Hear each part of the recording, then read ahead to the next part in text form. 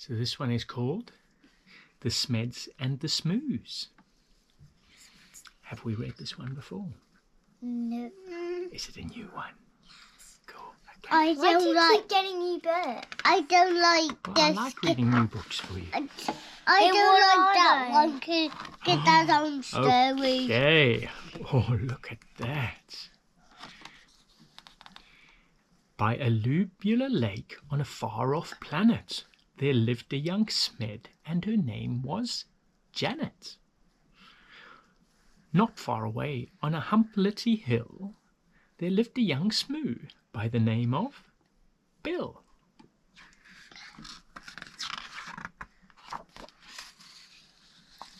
Janet, like all the Smeds, was red, and this is what her grandfather said. Never, never play with the Smoos. They sleep in holes. They wear strange shoes. They jump about like kangaroos. Never, never play with the Smoos. That's my next blanket. Yeah. Bill, like the other Smoos, was blue. And these were the words of Grandmother Smoo. Never, never play with the Smeds. They have strange hair upon their heads. They sleep in funny things called beds. Never, never play with the Smeds.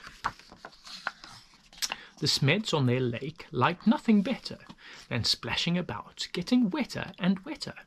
But Janet grew bored with this watery play, and early one morning she tiptoed away. The Smoos jumped about on their humblety hill. They bounced up and down it and never stood still. But Bill was beginning to think, this is boring. So early one morning he set off exploring. Janet met Bill in the Wirpular wood, where the trockles grew tall and the glompoms smelled good. The two rubbed antenna and played all day long. She told him a story. He sang her a song. Then they climbed up to the top of a gerberry coot and nibbled its juicy and jellyful fruit. Sounds like a fun day. Till who should disturb them but Grandfather Smed, shaking his fist as he angrily said, Never, never play with a Smoo. They're such a nasty shade of blue. For the 100th time I say to you, never, never play with a Smoo. Grandmother Smoo was close behind, and this is how she spoke her mind. Never, never play with a Smed. They're such a dreadful shade of red. I'll say again what I've always said. Never, never play with a Smed. Years went by on the far-off planet. Janet missed Bill, and Bill missed Janet. But off they crept whenever they could to sing and play in the Wirpular wood. The two of them grew and decided to wed. But what do you think their grandparents said? Never, never marry a Smoo. They're a beastly bunch, they're a crazy crew. They drink black tea, they eat green stew. Never, never marry a Smoo. Never, never marry a Smed. My dearest child, are you off your head? They drink pink milk, they eat brown bread. Never, never marry a Smed.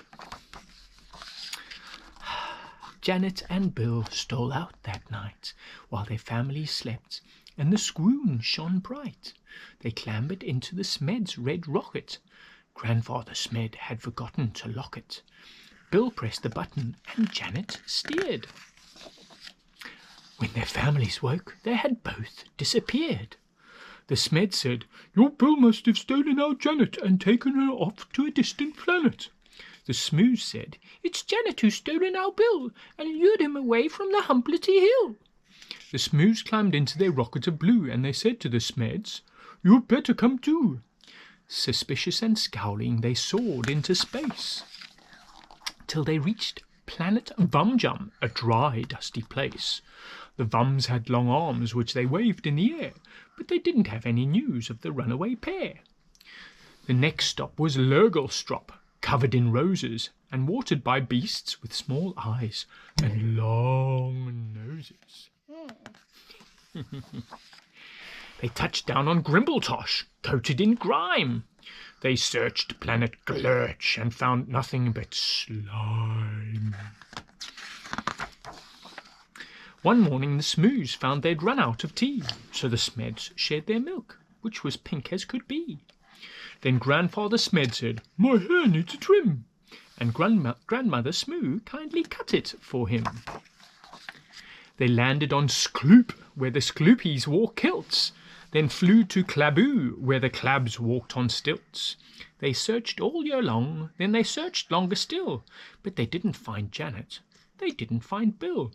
"Alas," said the Smoos, and the Smeds said, "Alack, we have failed in our quest, we'd better turn back."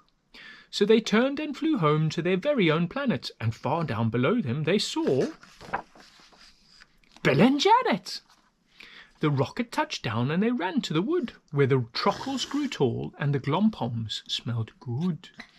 And there in a glade by the rocket of red were the runaway Smoo and the runaway Smed. They'd got lost and flown home again, only to find that all of the others had left them behind. There was joy, jam and jumping. Then Janet said, "Maybe you'd like to make friends with our dear little baby." "A baby? A red one? A blue one?" But no!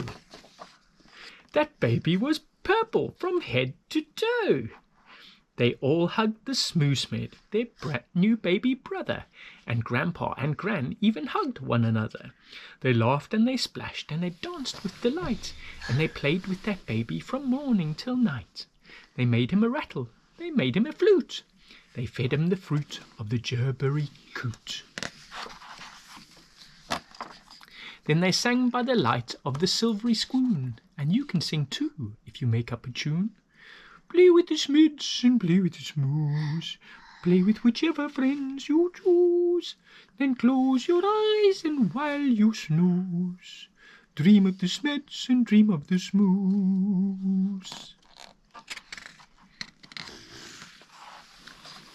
The Smeds and the Smoos, they're not scared. There were lots of funny animals in that one. Yeah, this one. The broom on the broom. Hey, the Scarecrow's wedding. That was the Smeds and the Smoos, wasn't it? Can we get the Scarecrow's wedding? Okay.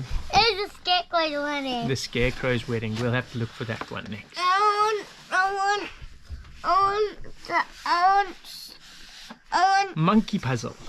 Yeah, Mom. Hey, how about we get that one? That's part of this book, you monkey.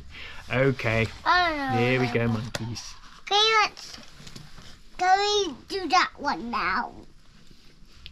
The kegs on the